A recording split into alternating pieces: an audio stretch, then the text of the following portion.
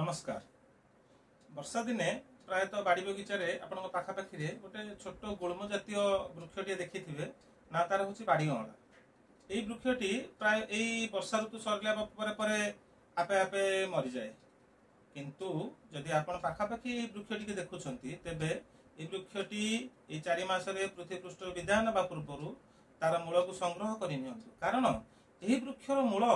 अनेक उपकार लगे आपणकर यही वृक्षर मूल को जदि आपण विधिविधान पूर्वक निमंत्रण कर आणुछंती एवं एहाकू कौनसी सूतारे गुड़ाई हो कि कौनसी ताबिज रे पुराई हो धारण करुछंती तेबे आसंता वर्षक जाक पई आपणकर शनि महाग्रहंकर कौनसी अशुभ दृष्टि पड़िबो नाही। शनि महाग्रहंकर समस्त शुभफल लाभ हेबो, कर्म क्षेत्र रे उन्नति करिवे, धन वृद्धि हेबो तथा यही आसंता समय जदि आपणकर शनि दशा भोग होउछि अथवा शनिकर गोचर रे कौनसी अशुभत्व लाभ हेबार अछि ताहादिर मध्य निश्चित मुक्ति लाभ करिवे।